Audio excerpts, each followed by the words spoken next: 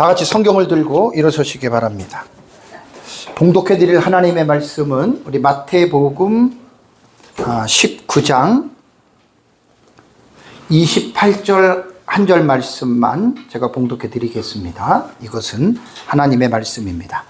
예수께서 이르시되 내가 진실로 너희에게 이르노니 세상이 새롭게 되어 인자가 자기 영광의 보좌에 앉을 때에 나를 따르는 너희도 12 보좌에 앉아 이스라엘 12지파를 심판하리라. 아멘. 네, 앉으시기 바랍니다.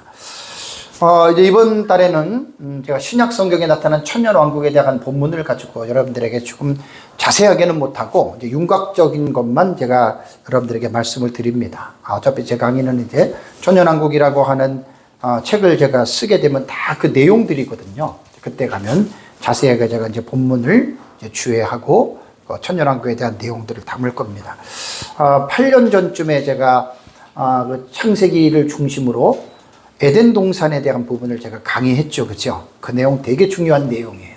그거하고 이제 이번에 강의하는 내용을 이제 구약하고 신약 성경을 합하면 아마 천년왕국에 대한 역사적 전천년 입장에서 정말로 중요한 내용을 담고 있는 책이 될 겁니다. 지금 내가 뭐 그런 것들 강의하는 것들 다 지금 이제 그 준비하고 있는 건데 제가 참 몸이 한 2개, 3개만 됐으면 좋겠어요. 할 게 지금 너무나 많은데 어쨌든 여러분들이 좀 계속해서 기도해 주시면 감사하겠습니다. 오전에도 제가 말씀을 드린 대로 성경의 똑같은 본문인데 우리 역사적 전천년 신학을 가지고 있는 분들에게는 천년왕국으로 보이고 무천년론자들에게는 절대로 그렇게 안 보입니다. 왜 그런 줄 아시죠? 그게 신학적 입장입니다. 신학적 입장이 그래서 그래요. 그래서 저는 이제 역사적 전천년을 가지고 천년왕국을 연구를 하면서 제가 전에도 몇 번 말씀을 드렸잖아요.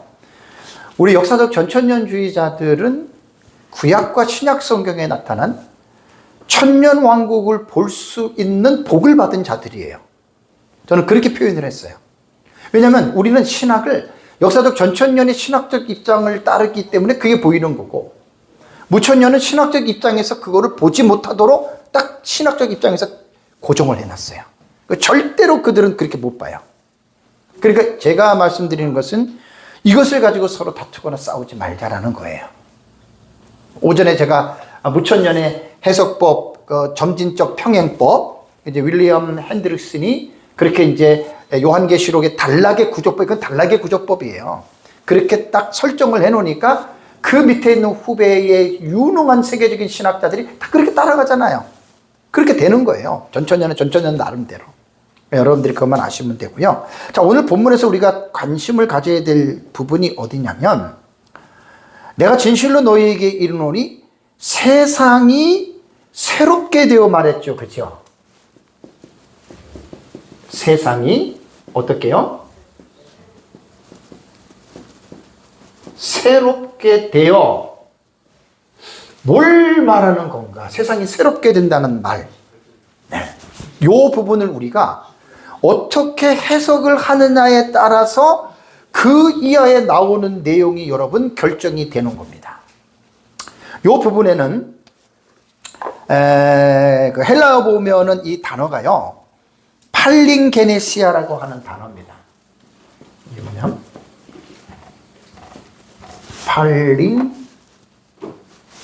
헬라어 단어가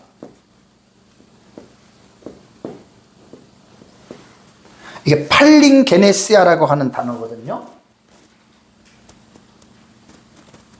네, 팔링게네시아. 그렇다면 이 단어가 도대체 무슨 내용일까? 그러니까 성경을 우리가 항상 여러분 연구를 할 때는 반드시 원문을 보셔야 됩니다. 나 모르는데요? 소프트웨어 프로그램들 얼마나 많은데요. 다 나와 있는데.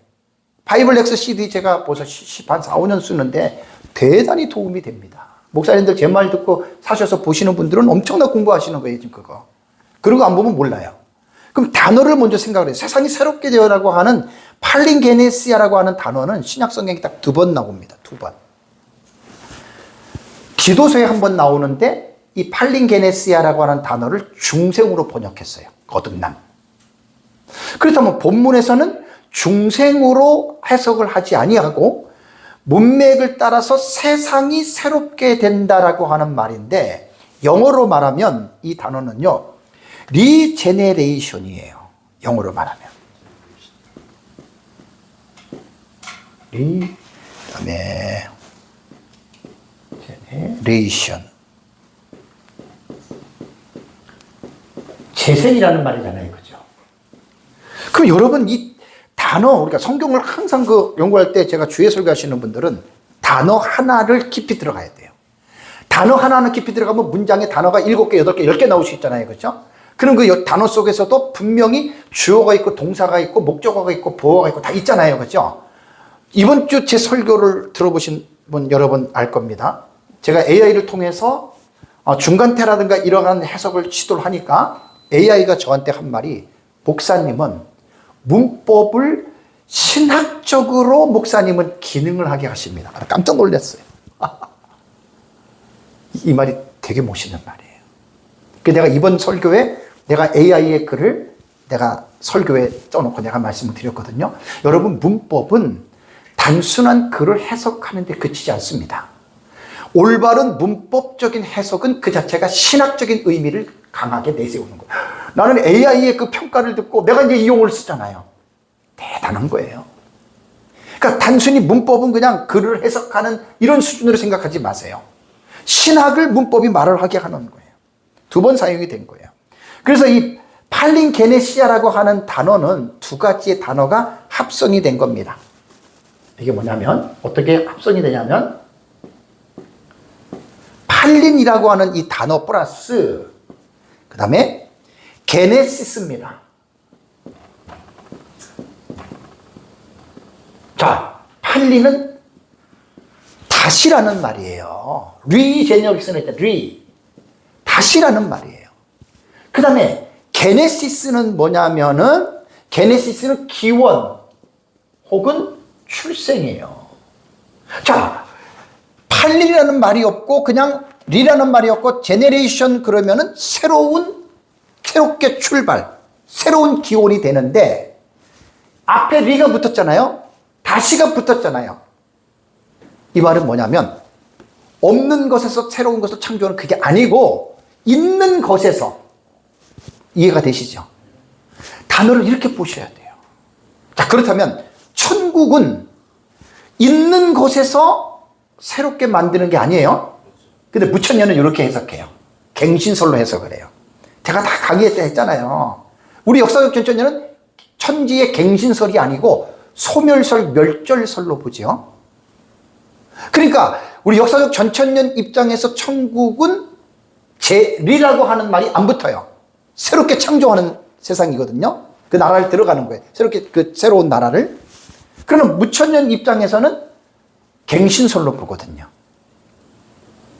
그러니까 뭐냐면, 이 팔린게네시아라고 하는 여러분 이 단어는 다시 새롭게 하는, 그것이 세상이 새롭게 되라고 하는 말이 이런 뜻이란 말이에요. 없는 것을 새롭게 하는 게 아니고 있는 것에서 다시 이렇게 할 수 있다. 그렇다면 세상이 새롭게 된다고 하는 것을 본문에 보면은 뭐로 나오죠?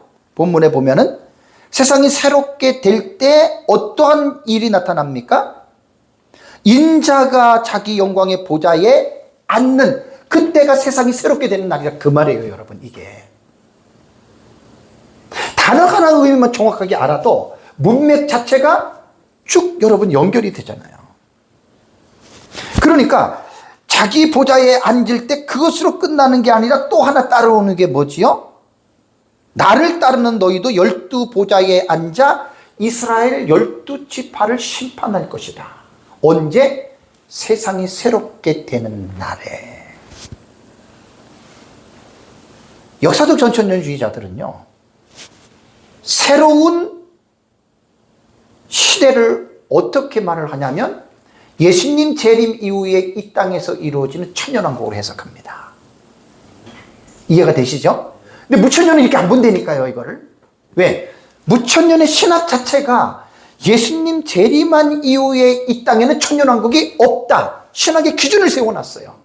그러니까 절대로 무천년을 나는 종합적인 해석을 하는 사람도 달라요. 요즘은 거의 다 종합적인 해석이에요. 이런 사람은 무천년으로 해석했다가 또 전천년으로 해석도 하고 이렇게 하기 때문에 그런 사람들은 괜찮은데 나는 죽어도 무천년이다 하는 사람들은 그냥 그걸로 끝나는 겁니다. 자, 그러면 무천년의 해석은 제가 조금 전에 말씀드린 대로 천국으로 해석한다는 거예요. 세상이 새롭게 될 때를. 자, 그러면 한번 생각해 봅시다. 우리가 남의 어떤 사상을 비판할 때 무조건 비판하면 안 돼요. 막 인격을 건드려 가면서 그거는 더티한 사람이에요. 아주 더러운 사람이에요. 그렇게 하지 말고 성경을 가지고 그걸 갖다가 여러분 사용을 하세요. 그건 건져는 비판이잖아요. 당연히 성경을 갖고도 우리는 얘기를 해야죠. 자, 왜 제가 무천년의 이 사실을 동의하기 어렵냐면, 자, 무천년의 천국으로 보니까, 자, 세상이 살기다 천국이 됐어요. 자, 우리 천국에 들어가서 이제 부활하고 다 됐어.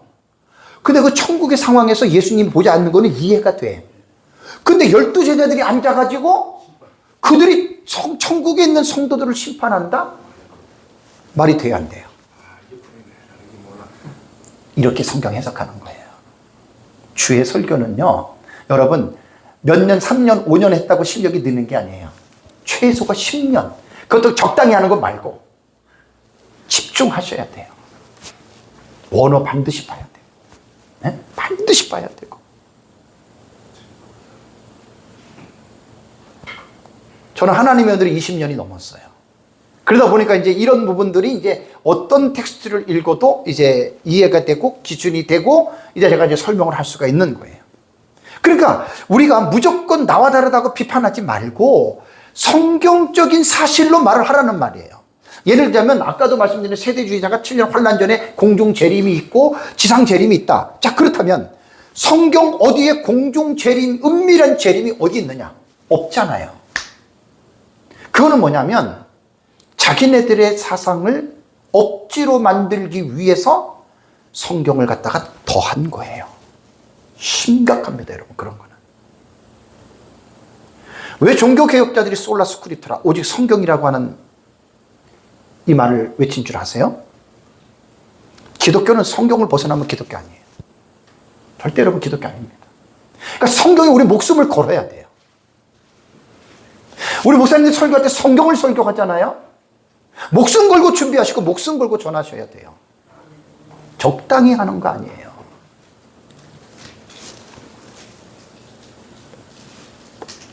나를 따르는 12보좌에 심판한다.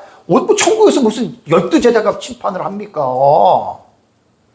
지난주에 짤 영상을 내가 봤더니 어떤 여자 선교사님 얘기를 하는 게 미국에 있는 분인데 자기가 천국을 갔더니 목사님들 중에 집이 없어가지고 천국에 떠도는 노숙자들 목사님을 많이 봤는데 거기 자기 친구 목사도 있더래. 내가 그걸 보면서 아이고 정신 나가다 한참 나갔어요. 딱 은사주의자들이에요. 신비주의자들. 여러분 그런 천국을 왜 갑니까? 뭘 강조하는 줄 아세요? 행위 사상을 강조하는 거예요. 그 율법주의자들이에요. 제 창세기 설교 잘 들어보신 분들은 알 거예요. 아브라함과 이삭이 복 받은 게 행위 때문에 받은 게 아니에요. 언약이에요, 언약. 언약과 인간의 책임 계속 강조하거든요.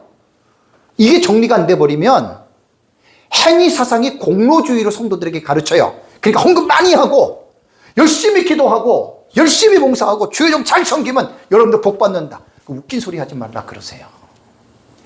행위 공로 사상이잖아요. 아브라함과 이삭과 야곱이 행위로 복 받은 줄 아세요? 물론 인간의 책임으로 볼 땐 순종한 게 있지만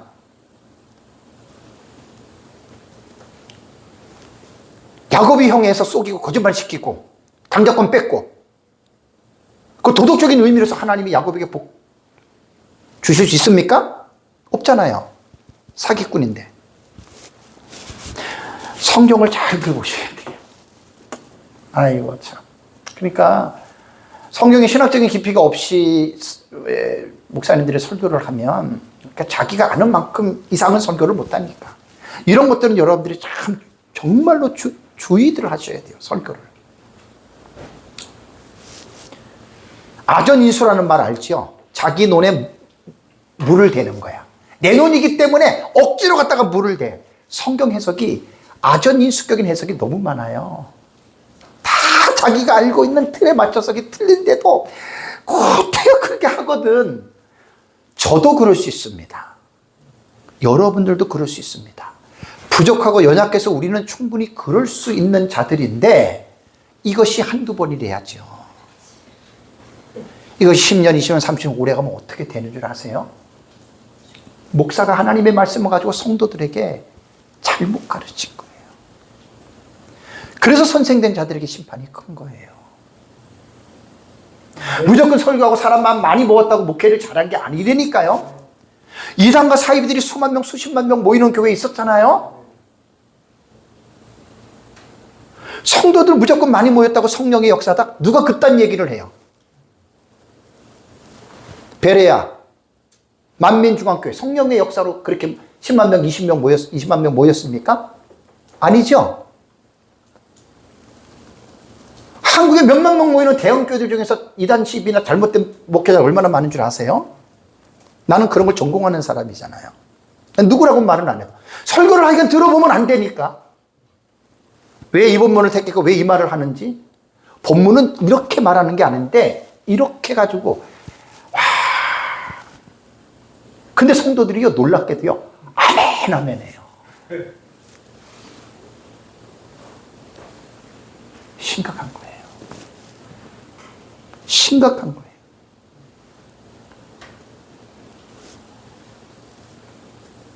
한 몇 달 지나고서 제가 한번 설교 한번 다시 정리해서 한 때 한번 그 강의 한번 들어보세요. 그러니까 무천년으로 볼 때는, 성경적으로 볼 때는 천국으로 볼 수 없다는 거죠. 그죠? 그럼 이제 역사적 전천년에서 우리 성경 해석을 우리는 어떻게 보느냐? 자, 세상이 새롭게 되어를 우리는 천년왕국으로 봤잖아요. 그러니까 천국과 달라요. 천년왕국은.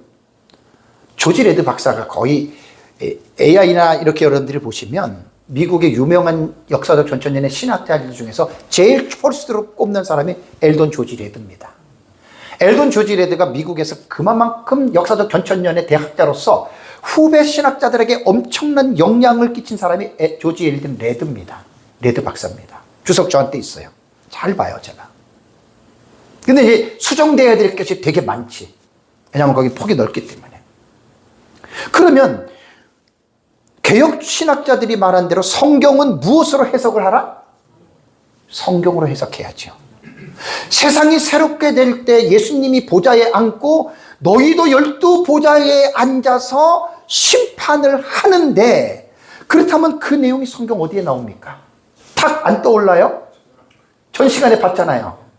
계시록 20장 4절. 가이에이돈 또 내가 보니 보좌에 앉은 자들이 있어 심판하는 권세를 가졌더라. 그 다음에 두 부류의 순교자들 나오죠. 12 제자들 다 순교했잖아요. 어떤 사람은 사도 요한은 순교 안 했다 그러죠. 뭔 확신을 갖고 그런 얘기를 해요? 아니, 뭔 확신을 갖고 그런 얘기를 하냐고요? 그 말도 웃긴 말이에요. 사도 바울이 순교 안 했다고 하는 정확한 설이 있습니까? 없어요. 사도 요한입니다. 사도 요한 당연히 순교했다고 봅니다, 저는. 왜? 순교자들에게 주어지는 상이 최고상이에요. 그게 첫째 부활입니다. 해 아나스타시스 해 프로테. 이는 첫째 부활이라. 나는 종말론을 깨닫고 순교자를 제가 이해를 했어요. 그전에는 순교자들 그러면 대단하다 막 이렇게 말했는데, 순교자들에게 주어지는 하나님의 복이 첫째 부활이거든요. 사람 중에 첫 번째로 부활시켜요. 그게 계시록 20장 4절에 나오는 거예요. 성경이 성경으로 여러분 어떻게 해석이 되죠? 네? 그러니까 세상이 새롭게 되는 날을, 팔린게네시아를 분명히 팔인이라는 다시 생기는 거예요. 다시 세워지는 거예요. 그러니까 재생되는 거예요. 재생. 리제네레이션이 재생이란 말이에요. 크리에이션이 아니에요. 재생이에요. 그래서 천년왕국은 지구가 없어지고 새롭게 생기는 그 땅이 아니고, 파괴된 지구를 하나님이 재단장, 리모델링이란 말이에요. 어때요? 제가 해석하는 게 어색하지 않죠? 성경 해석하는데 저는 연구하다 보면 정말 되게 재미있어요. 너무 재미있어. 왜냐면 탁탁탁탁 떨어지거든. 너무 재미있어요. 성경을 연구할 때 그런 난 그 기쁨으로 살아요. 어려운 본문인데. 그러니까 어쨌든 이 본문을 여러분이 생각하고 이제 비교 본문 보겠습니다. 누가복음 22장을 보겠습니다. 누가복음 22장도 같은 의미거든요. 근데 이제 표현이 조금 다른 게 하나 나와요. 누가복음 22장 30절 보겠습니다. 누가복음 22장 30절을 보면은 너희로, 예수님이 하는 말이에요. 의미는 같다 그랬어요. 근데 표현이 약간 다른 게 뭐냐면 너희로 내 나라에 있어 내 상에서 먹고 마시며 또는 보좌에 앉아 이스라엘 12지파를 다스리게 하노라. 이거는 이미 아까 말씀드린 대로 요한계시록에서 받아놨어요. 근데 여기서 뭡니까? 마이 킹덤이에요. 내 나라가 있다라는 거예요. 내 나라. 그러면 세상이 새롭게 되어가 이 복음에서 예수님은 그 세상이 새롭게 되는 나라를 마이 킹덤, 내 나라라고 예수님이 지금 이야기를 했잖아요. 그러면 여기서 말하는 내 나라라고 하는 개념은 두 가지로 생각하셔야 돼요. 성경은 단편적으로 읽으면 안 돼요. 그 의미가 복선적으로 기록된 의미들이 되게 많아요, 성경에는. 그럴 때는 두 가지의 의미의 복선적인 미닝을 같이 읽어내고 그 복선적인 의미 속에서 이 문맥에서는 무엇을 말하느냐? 대부분 한 가지를 말하거든요. 어떤 경우는 중의적인 표현이라고 해요. 중의적인 표현. 두 가지가 다 같이 봐요. 성경 해석하는 거 예술입니다. 예술입니다. 나는 목사로서의 최고의 기쁨을 나는 여기다 둬요. 성경 해석하다 보면 너무 재미있어. 막 소리 지르고 싶어. 너무 좋아가지고. 막 일어나 춤도 추고 싶어요. 왜? 너무 기뻐서. 아, 이게 이런 뜻이었구나. 여기서 내 나라라고 하는 개념은 두 가지를 생각해야 됩니다. 첫 번째는 뭐냐면 요한복음 18장 36절에 예수께서 한번 찾아보세요. 이게 빌라도 앞에서 말한 거잖아요. 여기 마이 킹덤이라고 하는 거. 요한복음 18장 36절에 보면 예수께서 빌라도 앞에서 대답하시되 내 나라는 그랬잖아요. 내 나라는 이 세상에 속한 것이 아니라 그랬잖아요. 그리고 만일 내 나라가 이 세상에 속한 것이었다면 내 종들이 싸워 나로 유대인들에게 넘겨지지 않게 하였으리라. 이제 내 나라는 여기에 속한 것이 아니니라. 되게 유명한 말이에요. 우리가 하나님을 믿어요. 예수님을 믿어요. 여러분 어떤 나라를 믿지요? 하나님 나라 믿잖아요. 이 세상에 속한 나라 아니에요. 근데 이거 모르면 교회 다니면서 어떻게 하면 이 세상 나라에서 잘 먹고 잘 살고 복 받고 그게 다 잘못 본 거예요. 다 그렇게 보세요, 목사님. 잘못 본 거예요. 예수님 분명하게 빌라도 앞에서 딱 정의를 내리시잖아. 내 나라는 이 세상에 속한 나라가 아니다. 멋있는 말이에요. 제가 22년 전에 하나님 나라 공부할 때 이런 것 말씀 하나 깨달으면요, 말도 못한 기쁨이 나오고, 배워가지고 교회에서 설교할 때 말도 못하는 영적인 힘을 하나님이 공급하셨어요.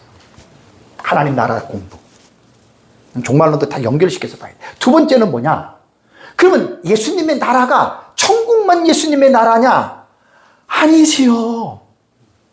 천년 왕국도 예수님의 나라입니다. 그렇다면 천년 왕국이 예수님의 나라라고 하는 그 말이 성경에 나올까요? 안 나올까요? 이거 찾아내야 돼요. 우리는 없으면 어쩔 수 없지만 찾아내야 돼요. 자, 계시록 11장 가보세요. 네, 딱 나오잖아요. 자, 계시록 11장 15절 찾아보세요. 그러니까 우리가 설교할 때 내 생각이나 남에게 들은 말 가지고 설교하면 그 잘못된 경우들이 되게 많습니다. 특히 AI를 사용할 때 AI가 주는 정보를 무조건 사용하면 큰 코 다칩니다. 내가 지난주에 우리 에스라 단톡방에 올린 거 보셨어요? AI가 나한테 툭툭 던져지는 거 내가 3번 내가 반박해가지고 나중에 얘가 깨갱하잖아요? 부정사 2개 있대. 나는 찾아보고 하는 사람이에요. 얘가 주는 내용 가지고 난 설교를 하는 게 아니고 찾아봐요. 맞나 틀리나 확인해요. 그리고 바이블렉스 제가 보거든요. 바이블렉스 보면 딱 나오거든. 부정사 하나인데 얘는 2개래. 내가 또 질문한 거야. 부정사 하는데 왜 너는 두 개라 그래? 아, 목사님 제가 잘못 봤습니다. 확실히 인정하잖아요. 무조건 AI가 주는 지식상 큰 코 다칩니다. 잘못된 거 엄청 많습니다. 그걸 할루시네이션이라 그래요. 거짓 정보. 거짓 정보.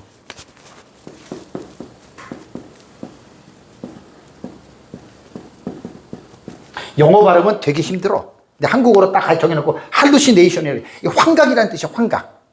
AI가 잘못된 정보를 우리가 막 그냥 사실처럼 넣어줘요. 엄청 많아. 계시록 11장 15절. 자, 보겠습니다. 계시록 11장 15절에 일곱째 천사가 나팔을 불매 하늘에서 큰 음성들이 나서 이르되 세상 나라가 어떻게 돼요? 우리 주와 그의 그리스도의 나라가 돼요. 그러잖아요. 이게 천년왕국이죠. 무천년은 당연히 천국으로 보죠. 이해하시면 돼요. 그 천년왕국도 그리스도의 나라라 그러잖아요. 그죠? 이해가 되시죠? 그래서 누가복음에 22장 30절 이 본문은 천년왕국을 말하는 거예요? 말 안 하는 거예요? 말하는 거잖아요. 그런데 무천년주의자들은 뭐라 그래요? 신약성경이 한 군데도 못 봤다 그러잖아. 내가 지금 몇 군데를 얘기를 해. 지금 세 군데 얘기를 했잖아요. 다음에 네 번째 사도행전 3장을 보세요. 세 번째 성경은 네 개를 봤지만 이제 크게는 세 번째입니다. 사도행전 3장을 볼까요? 사도행전 3장 19절과 21절입니다. 자, 사도행전 3장 19절과 21절 한번 같이 한번 읽겠습니다. 그러므로 너희가 회개하고 돌이켜 너희 죄 없이 함을 받으라. 이같이 하면 새롭게 되는 날이 주 앞으로부터 이를 것이요 또 주께서 너희를 위하여 예정하신 그리스도 곧 예수를 보내시리니 하나님이 영원 전부터 거룩한 선지자들의 입을 통하여 말씀하신 바 만물을 회복하실 때까지는 하늘이 마땅히 그를 받아두리라. 이 본문 속에서 무슨 내용이 천년왕국을 말하는 걸까요? 이게 성경을 해석하는 거예요. 왜 이것을 천년왕국으로 보느냐? 그러면 사도행전 3장에서 갑자기 왜 이게 천년왕국이냐? 제가 항상 강의할 때 뭘 강조하죠? 설교를 할 때 본문을 말할 땐 반드시 문맥을 이유라 그랬죠. 그죠? 사도행전 지금 3장 19절 28절은 1절에서 18절이 있잖아요. 그 내용과 상관없이 이게 천년왕국이다 그러면 사람들이 이해가 돼요? 안 돼요? 안 되죠.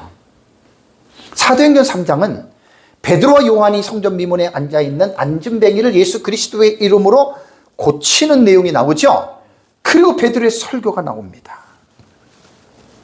설교 속에 종말론적인 의미인 천년왕국을 담고 있다. 우리는 그렇게 보는 거예요. 무천년은 절대 못 봐요. 왜? 신학이 아니야. 그래서 무천년을 따른 사람은 절대로 생각 못 해요. 그러다가 벌 받아요. 무천년은 그렇게 안 본다고 해요. 안 돼. 이렇게 한단 말이에요. 그 신학이. 근데 우리 역사도 천년은 그런 거 상관없어요. 사도행전 3장 19절과 21절의 문맥의 흐름은 여러분 이런 겁니다. 회개하면 어떻게 해요? 새롭게 된다는 말이 나오죠. 새롭게 된다는 말 속에 나오는 이야기가 그 다음이 중요한 거예요. 너희를 위하여 예정하신 그리스도 곧 예수를 어떻게? 보내리니. 새롭게 한다는 거는 거듭난 거 중생된 거예요. 자, 우리가 거듭나고 중생됐죠. 근데 그 다음에 나오는 말이 뭐냐면 그들에게 그리스도 곧 예수를 보낸다. 이게 뭐예요? 초림이에요? 재림이에요? 아, 재림이죠. 보이시죠? 그러면서 다음에 나오는 말이 뭐냐면 하나님이 영원 전부터 거룩한 선지자들의 입을 통하여 말씀했다. 4달 동안 제가 구약성경 20가지 본문 얘기를 했죠. 그거 말하는 거예요. 그 다음에 뭡니까? 그 말씀한 내용이 뭐지요? 만물을 회복하실 때까지는 하늘이 마땅히 그를 받아들이라. 이게 천년왕국이에요. 근데 선뜻 이해가 안 되죠. 그죠? 어렵지요, 본문을.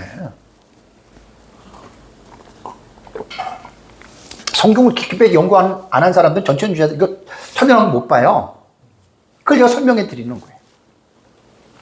본 문맥을 조금 더 크로즈업 시켜서 말씀을 드릴게요. 회개는 돌이킴이잖아요. 19절 보세요.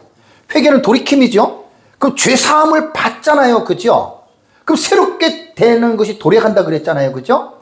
여기서 새로운 때에 하나님이 예정하신 그리스도를 보낸다고 그랬잖아요. 21절이 사실 어려워요. 그러나 지금은 하늘이 그를 받아준다. 그를 예수 그리스도잖아요. 그죠? 받아주는데 언제까지 받아줍니까? 만물 회복의 때들까지 복수예요. 만물이 회복될 때까지 그리스도는 지금 하늘에 계신다 그 말입니다. 이게 그때까지 대기하고 있다가 임시로 지금 임시가 아니죠. 예수님 하나님 나라에 있다가 그리고 나서 하나님께서 이 언제까지 그러면 하늘에 계시느냐? 만물에 회복할 때가 차면 기한을 정확하게 명시했죠. 그죠? 그때 되면 보낸다는 거예요. 누구를? 예수 그리스도를. 이게 재림이죠. 그러면 만물이 회복한다는 말, 이거 되게 중요한 말이에요. 이제 다음에 내가 이제 로마서 8장으로 들어가는데 이게 기가 막힌 말이에요. 천년왕국은 인간만 회복이 되는 나라가 아니에요. 만물을 다 회복시켜요. 그래서 베드로가 21절에 하나님이 영원전부터 거룩한 선지자들의 입을 통하여 말씀했다. 천년왕국을 말했다는 거예요.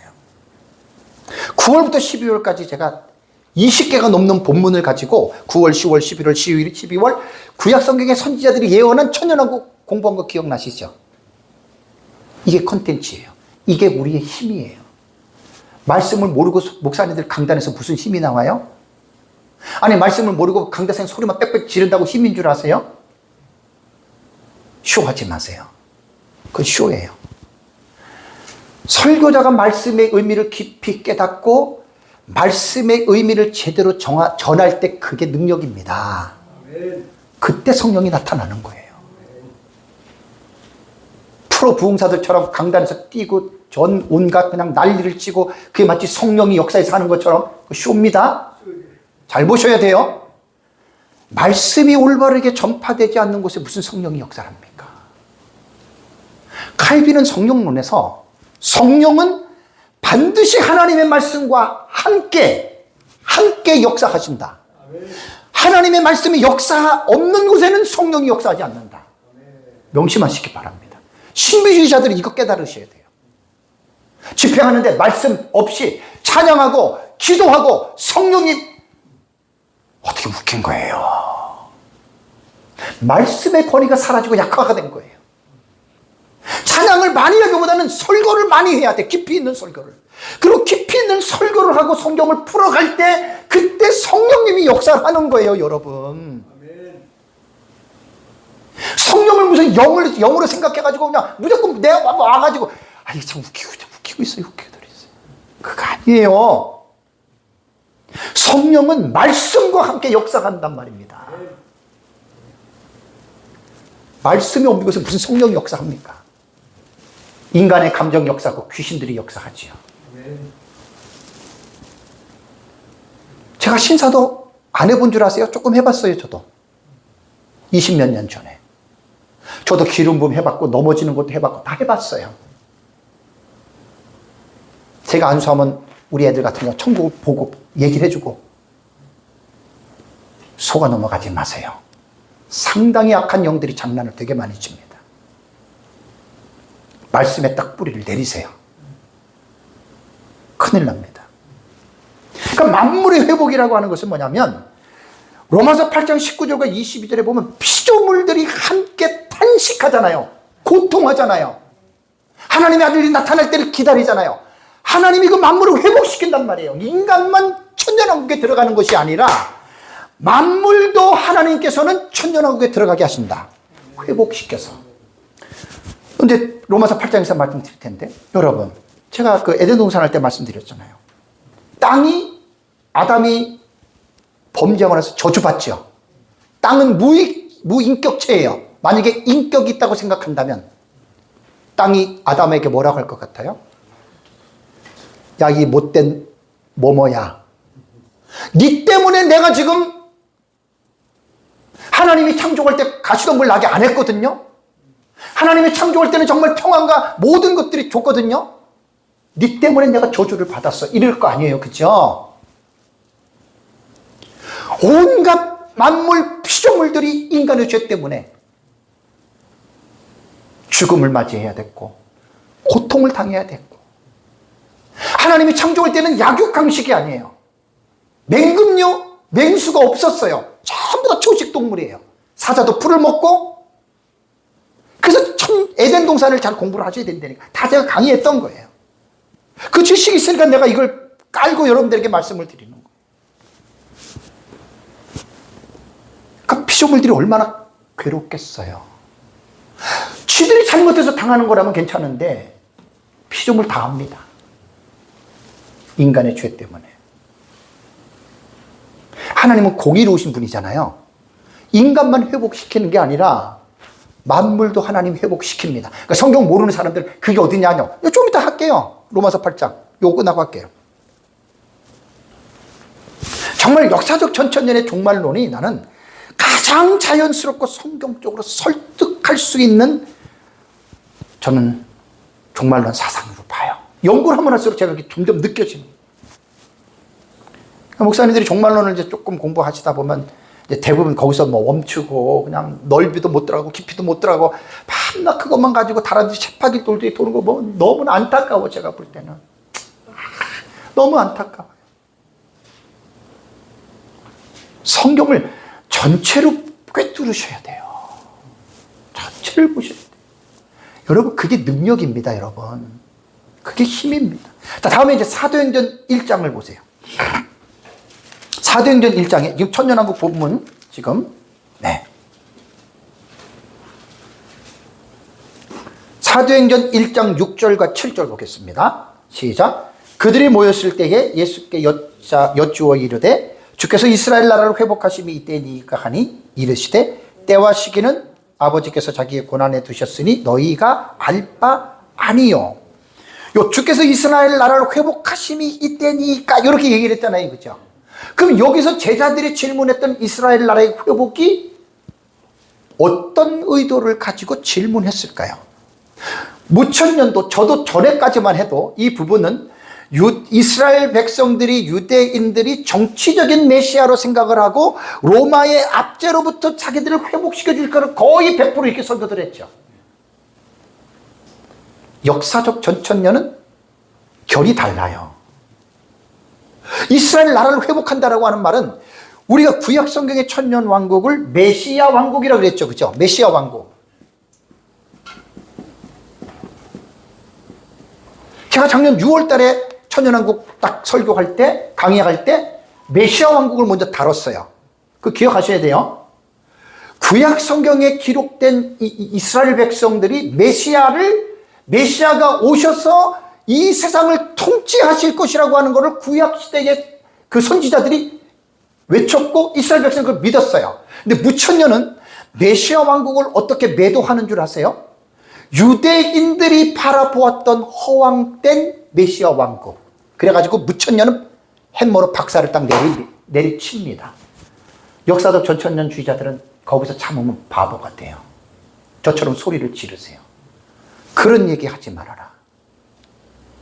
구약에 이 선지자들이 예언하고 이스라엘 백성들이 가졌던 메시아 왕국이 바로 천년왕국이란 말이에요. 그러니까 이러한 지식적인 기반이 깔려 있는 사람들은 주께서 이스라엘 나라를 회복이라고 하는 이 회복 속에서 말하는 천년왕국이 만분의 회복이잖아요.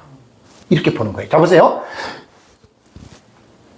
AD 70년에 유다가 로마에 의해서 멸망했죠. 그죠? 135년에 하드리아누스 황제 때에 2차 반란 때 완전히 멸망해가지고 전 세계 흩어졌죠. 정치적인 회복 없어요. 그게 이제 1948년도에 이제 특별히 하나님 은혜로 그래가지고 이제 이스라엘이 내 땅이라고 들어갔잖아요. 그죠? 그 이전에는 전혀 회복된 적이 없어요.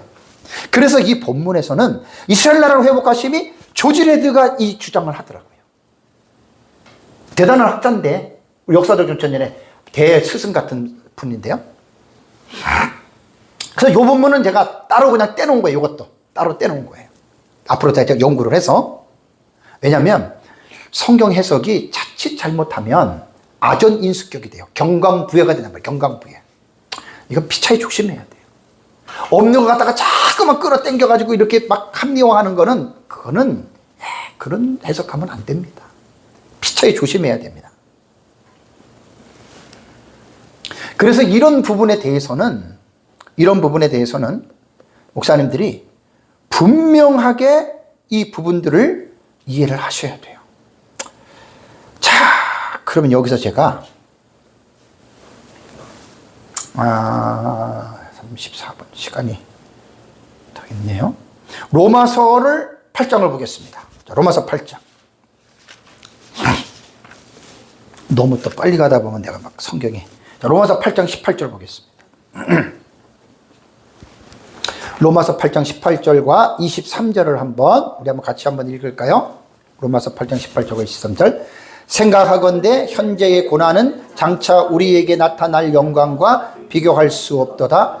피조물이 고대하는 바는 하나님의 아들들이 나타나는 것이니 피조물이 허무한데 굴복하는 것은 자기 뜻이 아니요 오직 굴복하게 하시는 이로 말미암음이라. 그 바라는 것은 피조물도 썩어짐의 종로로 탄 데서 해방되어 하나님의 자녀들의 영광의 자유에 이르는 것이니라. 피조물이 다 이제까지 함께 탄식하며 함께 고통을 겪고 있는 것을 우리가 아느니라. 그뿐 아니라 또한 우리 곧 성령의 처음 익은 열매를 받은 우리까지도 속으로 탄식하며 양자될 것 곧 우리 몸의 속량을 기다리느니라. 이 성경 깊이 안 보면 어떻게 이게 천년왕국에서 보겠어요? 안 보여요. 역사적 전천년주의자들은. 피조물이 고통당하고 만물이 회복되면 무천년주의자들처럼 천국에서 되겠지 이렇게만 하잖아요. 그죠? 어떻게 여기서 천년왕국을 볼 수가 있을까? 조금 전에 아까 말해서 이거 다음 시간에 할까 하다가 지금 이어서 하는 겁니다. 자, 로마서 8장 19절과 22절은요. 피조물들입니다. 만물입니다. 비인격체를 가진 모든 존재들, 인격이 없는 존재들, 때로는 어떤 무생명체도 될 수가 있겠습니다. 자, 피조물이 실제로 의도하는 목적은 뭐냐면 하나님의 아들들의 영광이 나타나는 걸 기다린다는 거예요. 우리가 이런 성경이 없으면 전혀 모르죠. 그죠? 그러니까 이거는 단순히 무천년에서 말하는 상징의 해석으로 영적인 상징이 아니에요. 칼빈이 그렇게 강조했던 문자적인 해석을 해야 돼요. 피조물들이 창조 질서를 회복한다. 하나님이 피조물들을 회복시켜서 그들을 들어가게 한다. 이 말은 뭐냐면 피조물들 또한 범죄 이전에, 에덴 동산에서 범죄 이전에 창조 질서로의 회복을 기다리고 있는 거예요. 어떻게 그 무인격체가, 어떻게 동물들, 식물들, 조류들이 어떻게 이런 거를 기다리고 있을까? 여러분, 아무런 뜬금없이 제가 이런 말 하면 여러분 이해가 돼요? 전혀 이해가 안 되죠. 그러니까 우리가 성경을 모르면, 성경을 모르는 사람이 예를 들어 이런 설교를 했어. 저 목사 이상한 말 하네. 그럴 거 아니에요. 그죠? 그 본문을 해석해 주는 거예요. 21절 다시 보세요. 21절. 그 바라는 것은 누가 바래요? 피조물이 바라는 거, 인간이 바라는 게 아니에요. 피조물도 썩어짐의 종로로 탄 데서 어떻게 해요? 해방이 돼요. 그리고 뭐라고요? 하나님의 자녀들의 영광의 자유에 이르는 것이니라. 개도 소도 말도 토끼도 물고기도 모든 피조물이 지금 썩어짐의 종로로 타잖아요.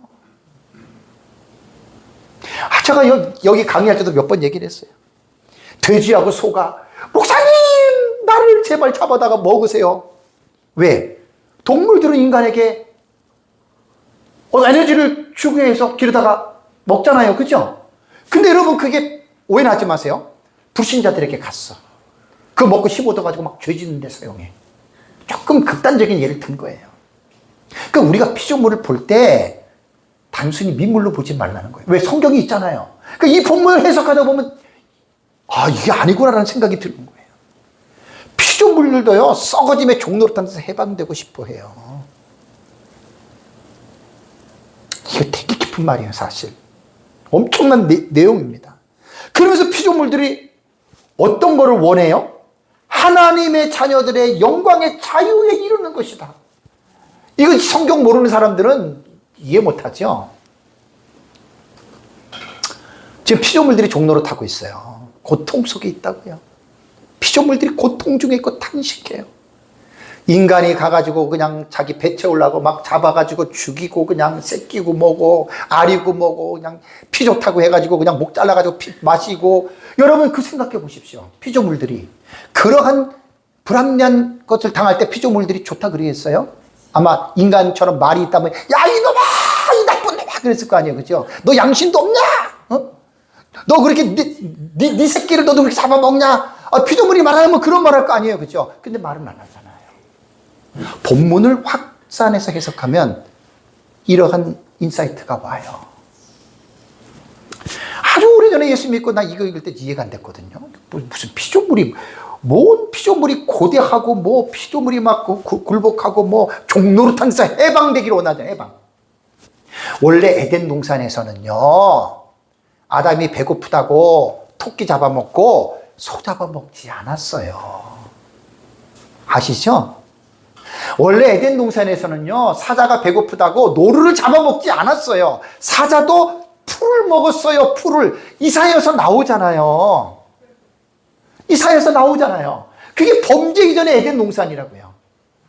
인간이 범죄하고 나서 완전히 뒤바뀌어진 거예요. 약육강식의 세계로 바뀌고, 인간도 사람을 죽이고 인간도 사람을 괴롭히고. 하나님의 나라의 회복이라고 하는 거 여러분 이거예요. 아이고 참. 성경을 또 하나님 나라 얘기는 안 할게요. 제가 요즘 설교하고 있는 중심이 바로 그거거든요. 하나님의 나라의 사상으로 성경을 보셔야 돼요. 네. 근데 그렇게들 거의들 안 봐요. 잘 봐야 도덕과 윤리적으로 보거든요. 정말 기가 막히고 가슴 치면서 통곡해야 됩니다. 성경이 도덕과 윤리적인 교과서인가요? 자유주의자들이 그렇게 만들었잖아요. 하나님의 계시를.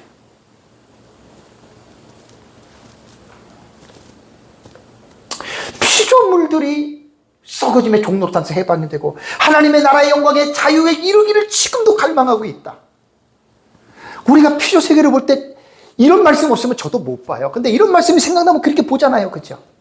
가끔 가다가 요즘에 그 플라스틱 때문에 거북이, 상어, 고래들이 플라스틱에 걸려가지고 고통당하고, 여러분 그 죽는 모습 보셨죠? 네? 그 물고기들이 어떤 생각을 하겠어요? 그런 말이라고요, 지금 이 말이. 썩어짐의 종로를 타는 데서 해방이 되어서, 응? 어떡하면 내가 이러한 플라스틱 때문에 고통 안 당하고 인간에게 모기의 그런 것으로 잡히지 않고 나도 이렇게 하나님의 아들처럼 영광스러운 자유의 이런 삶을 살 수 있을까? 이것도 지금 피조물들이 고대하고 있는 거예요. 개들도, 소들도, 돼지들도. 이 말씀을 통해서 보면 그게 보인단 말이에요. 이사야서 11장을 보세요. 이제 참 성경이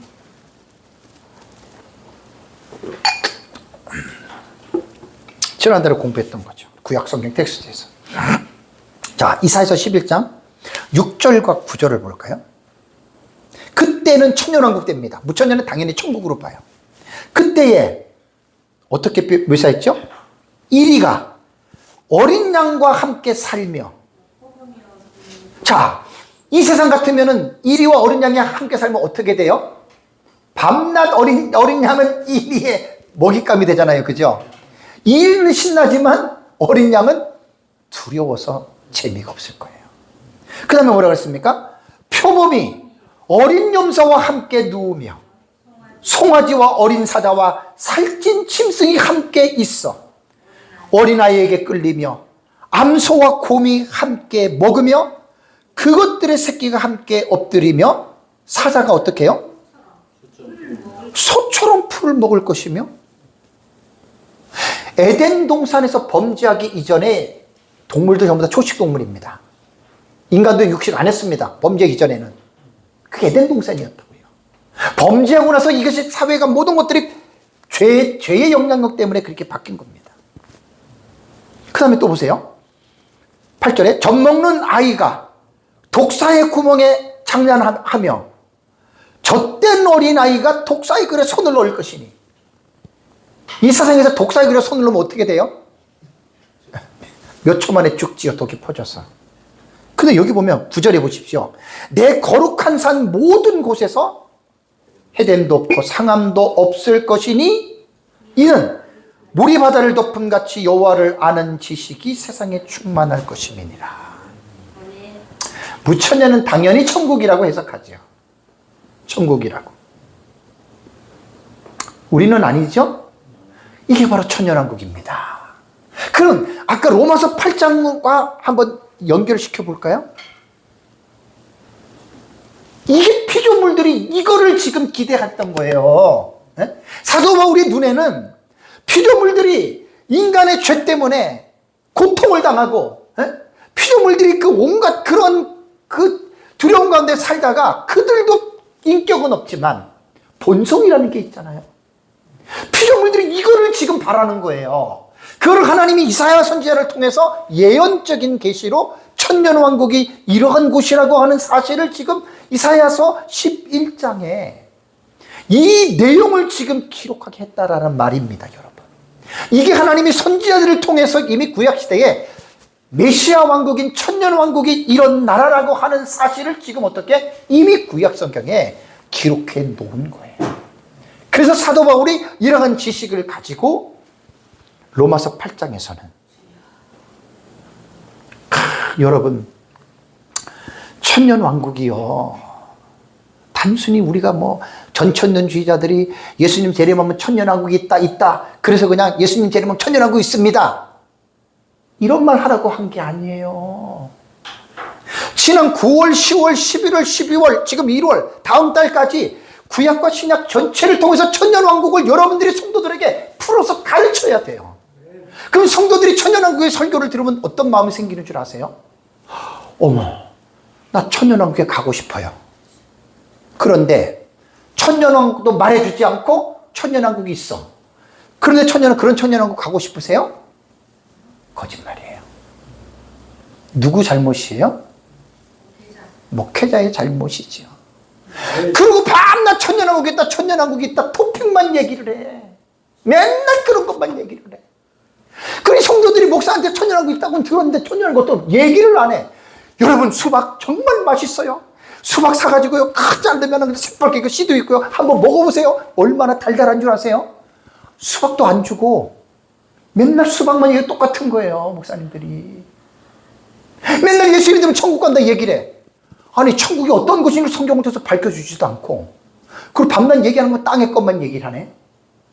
에? 어떻게 하면 헌금 많이 하면 복 받고 또 순종하면 복 받고 부자 되고 자식 잘 되고 이런 것만 얘기를 하네.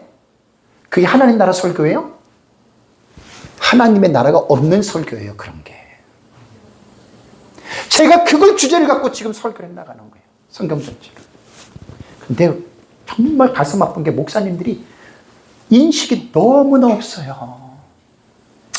하나님의 나라가 빠진 맹탕 설교를 하면서도 자기 설교에 착각하고 있어요. 되게 설교를 잘하는 것처럼. 이거는 목사님들 제 강의를 쭉 들으셔야지 이해가 돼요. 무릎을 쳐요. 지금도 잘 몰라요. 아마 제 설교 156번째까지 들으신 분들은 딱 제 말이 감동이 되지만 안 들은 분들은 몰라요. 목사님 뭐 무슨 맨날 하나님 나라 얘기하냐고. 이거 비극입니다. 충격입니다. 헛되게 가르칠 수도 있어요. 목회를. 사람 많이 모아도. 왜냐하면 하나님 나라 중심으로 못 봤기 때문에. 근데 그게 인식들이 안 돼 있어요. 목사님들한테 나한테 돌 엄청 던질 거예요. 지금. 야, 이면 네가 뭐 잘나지 하는 거 아니에요. 나 그렇게 공부를 했어요. 그렇게 연구를 하고 있고.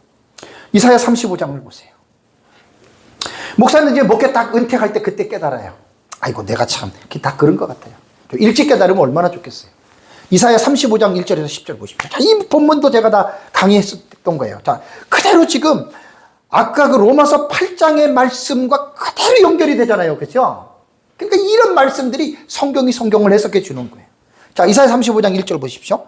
광야와 메마른 땅이 기뻐하며 사막이 백합화 같이 피어 즐거워하며 무성하게 피어 기쁜 노래로 즐거워하며 레바논의 영광과 갈멜산의 사론의 아름다운 것을 얻을 것이라. 그것들이 여호와의 영광 곧 우리 하나님의 아름다움을 보리로다. 여러분 보십시오.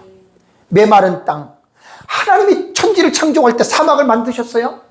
하나님이 천지를 창조할 때 이 땅을 그렇게 저주를 했나요? 아니죠. 푸르르고 물이 나오고 그 덥지도 않고 춥지도 않고 발궈벗어도 그냥 부끄럽지도 않고 그 하나님이 창조한 게 그렇게 창조한 거예요. 이 세상을 하나님의 나라를 드러내고 하나님의 영광을 받으시기 위해서. 광야와 메마른 땅이 비인격체지만 피조물이잖아요. 망물이잖아요. 그죠? 탄식하고 있다는 거 아세요? 그러니까 로마서 8장을 모르는 사람은 이 말이 뭔지를 몰라요. 로마서 8장을 아는 사람들은 와, 우리가 볼 때는 사막이 막 모래 막 멋있겠다 그러죠. 떨어져 가서 살아보시라고요. 물 없으면 죽지요. 그죠? 그러면 하나님이 천지를 창조할 때 사막을 만들어 놓고 인간을 그렇게 더운 데서 다 죽게 만들었을까요? 아니잖아요. 죄 때문에 그렇게 된 거잖아요. 그럼 사막이 비인격체지만 그렇게 해가지고 물도 없고 뭣도 없고 사람이 죽는 걸 보고 사막이 꽃이다 잘됐다. 사막이 그럴 것 같아요? 사막도 의인화를 시키면 사막도 마음이 아프겠지요. 의인화가 된 동화를 들어보면 토끼가 나무가 사람과 얘기하잖아요. 그죠? 로마서 8장을 모르는 사람들은 이런 언어를 구사를 못해요.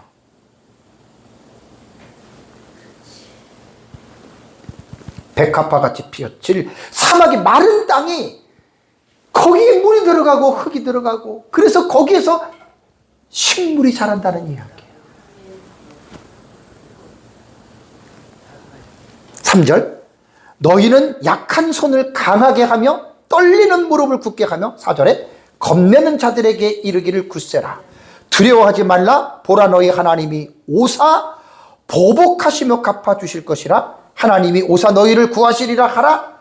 그러면서 이건 이제 천년왕국과 연결이 되는 거예요. 5절에 그때에 천년왕국의 상황이에요. 여러분 이게 맹인의 눈이 밝을 것이며 못 듣는 사람의 귀가 열릴 것이며 6절에 그때에 저는 자는 사슴같이 뛸 것이며 말 못하는 자의 혀는 노래하리니 이는 광야에서 물이 솟겠고 사막에서 시내가 흐를 것임이라. 7절에 뜨거운 사막이 변하여 못이 될 것이며 메마른 땅이 변하여 원천이 될 것이라. 승냥이에 눕던 곳에 풀과 갈대와 부들이 날 것이며 거기에 대로가 있어 그 길을 거룩한 길이라 일컫는 바 되리니 깨끗하지 못한 자는 지나가지 못하겠고 오직 구속함을 입은 자들을 위하여 있게 될 것이라. 우매한 행위는 그 길로 다니지 못할 것이며 거기에는 뭐가 없어요? 사자가 없고 사나운 짐승이 그리로 올라가지도 아니하므로 그것을 만나지 못하겠고 오직 구속함을 받은 자만이 그리로 행할 것이며 여호와의 속량함을 받은 자들이 돌아오되 노래하며 시온에서 이르되 그들의 머리 위에 영영한 희락을 띠고 기쁨과 즐거움을 얻으리니 슬픔과 탄식이 사라지리로다. 참. 제가 늘 강조하는 게 있습니다. 이거 명언입니다. 제가 무명해도 제가 하는 말은 명언이에요. 성경은 이해의 대상이 아니에요. 믿음의 대상이에요. 성도들에게 계속 강조하세요. 이 말씀을 인간의 이성으로 이해를 하려고 해보세요. 이해 안 되는 말씀들이 되게 많아요. 성경은. 우리는 전제가 뭐죠? 성경은 하나님의 말씀이죠. 오류가 없죠. 맞는 거죠. 이해를 하려고 성경을 보는 게 아니에요. 믿으려고 보는 거예요. 천년왕국이 이렇다. 믿으시란 말이에요. 그러면 이해가 되지 않아도 믿잖아요. 놀라운 기적이 뭔 줄 아세요? 이해가 돼요. 그때는 믿음은 이해가 돼요. 이해하고 믿으려고 하면 틀린 거예요. 절대 안 돼요. 그래서 목사님들이 설교를 어떻게 해야 되는 줄 아세요? 캐리고마 선포를 하는 거예요. 뭐 권사님, 지사님, 뭐 성경이 이러니까 이럴 것 같지요. 이거 아이고, 기본 설교예요. 선포예요, 선포. 지 말이 아니고 하나님의 말씀을. 믿으라! 얼마나 여러분 파워풀합니까, 설교가. 믿으라는 거예요. 천년왕국이 이런 곳이다. 이해를 하려고 가지고 믿으시라는 얘기예요. 어떻게 보면 설교는 강력한 파워가 필요해요. 그러니까 설교자가 그런 어떤 자신의 어떤 그런 게 없으면 못해요, 그렇게. 성경을 읽어놓고 뭐 이럴 것 같죠, 뭐 저럴 것 같죠. 아이고, 쇼하고 있어요. 설교는 그게 아니에요. 하나님의 진리의 말씀을 선포하는 거예요. 믿으라고 선포하는 거예요. 안 믿어도 선포하셔야 돼요. 그 확신 속에서 성령이 나타나시는 거예요.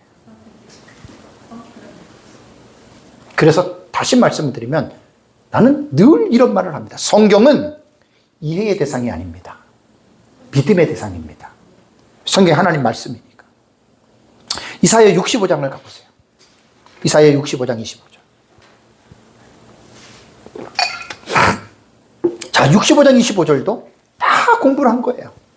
다시 또 반복하면서 확인하는. 여러분, 교회에서 목사님들 설교를 하고 성도들 가르칠 때 중요한 거는요, 죽을 때까지 반복하세요. 중요한 주제는 죽을 때까지 강조하세요. 지난주에서도 이번 주 또 하세요. 중요한 거는 계속 강조를 해야 돼. 왜냐하면 사람이 듣고 기억하는 줄 아세요? 금방 잊어버려요. 나이 드신 분일수록요, 100번, 1000번 해도 잊어버리거든요. 계속 중요한 거 강조하세요. 반복을 하세요, 중요한 것은. 자, 이사야 65장 25절 읽겠습니다. 이리와 어린 양이 함께 먹을 것이며 사자가 소처럼 즙을 먹을 것이며 뱀은 흙을 양식으로 삼을 것이니 나의 성산에서는 해함도 없겠고 상함도 없으리라 여호와께서 말씀하시니라. 믿으라는 거예요, 이 말을. 아시겠어요? 그럼 목사가 하나님의 종이지 성도의 종입니까? 사람의 종입니까? 뭐 사람의 귀를 기쁘게 하려고 설교합니까? 사꾼이지. 안 그래요? 사꾼이잖아요. 하나님의 종으로서 성도들에게 믿으라고 하는 거예요. 이와 어린 양이 함께 먹습니다. 사자가 소처럼 즙을 먹습니다. 뱀은 흙으로 양식을 삼을 것이고 하나님의 성산 천년왕국에서는 해함도 없겠고 상함도 없습니다. 그 아멘 하는 거예요. 뭐 여기서 뭐가 더 필요해요? 뭐가 필요하냐고요? 뭐 성도들 이해시켜준다고요? 우리가 뭔데 성도들을 이해를 시켜요? 이해를 시키는 분이 왜 하나님의 일을 여러분들이 침범하세요? 누가 이해를 시키는 줄 아세요? 성령이세요. 홀리 스피릿이에요. 예수님이 제자들에게 그랬잖아요. 그가 오면 내가 너에게 말한 것을 생각나게 해준다 그랬잖아요. 그러니까 우리는 성령에, 목사는 최선을 다해서 성경을 연구하고 설교할 뿐이고 내가 이해를 잘 시키고 내가 말 잘했다고 성도들이 믿는 게 아니에요. 우리는 그 권한을 겸손하게 성령님께 맡겨야 돼요. 성령님께 맡기고 최선을 다해서 내가 할 수 있는 것까지만 전하세요. 하나님이 책임지십니다. 그걸 갖다가 조금 들된 설교자들이 마치 지가 말을 잘해가지고 뭐 지 능력으로 뭐 성도들을 변화시키고 뭐 성도들을 새롭게, 그 대단한 착각 아니에요? 그거 하나님 앞에 월권이잖아요. 안 그래요? 월권이잖아요. 경계선을 구분을 못하는 거예요. 심리학에서 경계선 인격 장애가 있어요. 바운더리 디스오더. 경계선 인격 장애. 각 사람은, 모든 사람들은 경계가 있어야 돼요. 건전한 사람들은 부부관계도 부모 자식 간에도 바운더리가 필요해요. 경계가. 인격적으로 문제가 있는 사람들은 그 바운더리 디스오더라고 경계선 인격 장애인 사람은 막 상대방의 자유를 막 치고 들어가. 그게 인격 장애예요.